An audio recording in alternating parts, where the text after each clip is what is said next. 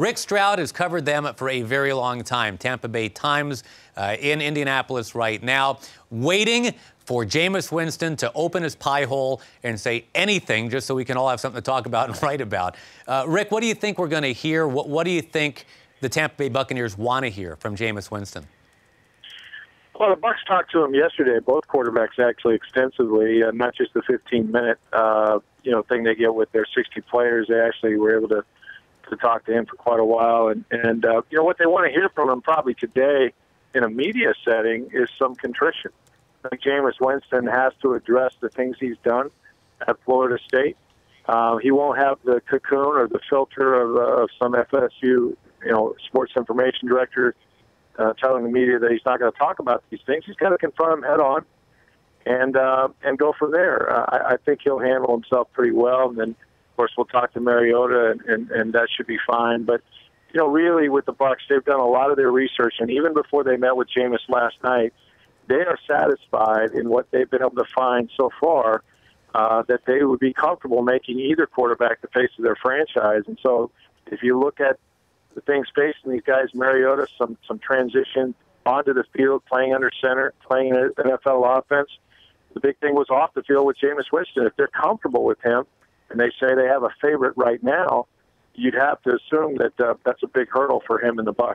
As they vet him, so to speak, this vetting process, is some of it, do you think, being able to reconcile what he says to them versus what he's told other people? I mean, meaning that they want to see if he's trying to bury anything or be dishonest about anything, because I'm sure they've already uncovered everything that he's going to talk about anyway. Yeah, that's the key. They've done their work, and they've gone back, to his hometown and everyone essentially that had any interaction with him, coaches, teammates, teachers, all of that. So they have the answers to the test. It really is about trust. I mean, that's a position with the head coach and quarterback. That's what this league is. And that trust has to be there. You have to look the guy in the eye and know that what he's telling you is the truth. And, I think one of the misperceptions, you hear about off the field, it's easy to lump that sort of brand, if you will, into sort of the troubles that a guy like Johnny Manziel had. And that's just simply not the case. I mean, I was talking to Jason Light yesterday. I said, this guy's a football junkie. Football is what he does.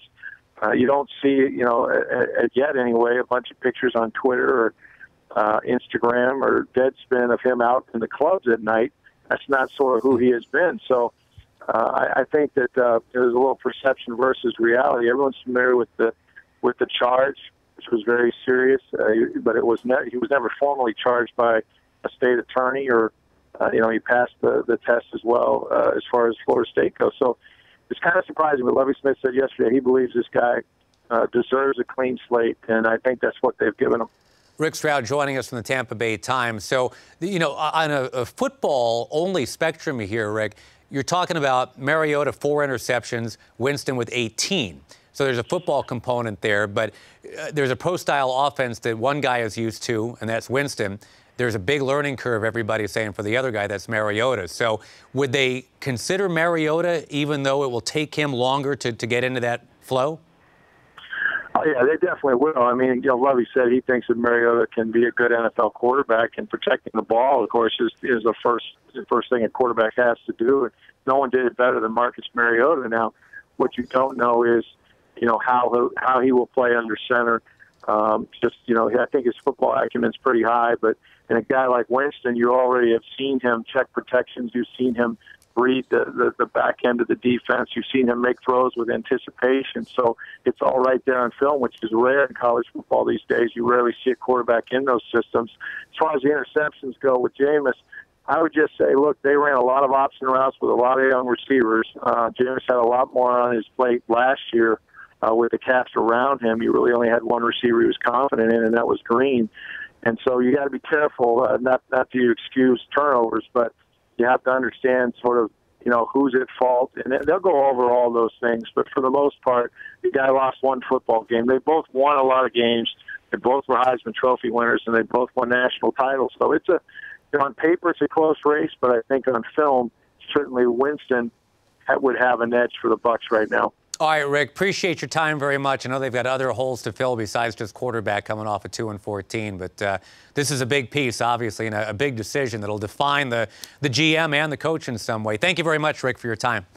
You're welcome. Thank you. The Rich Eisen Show, weekdays at noon Eastern. On Audience.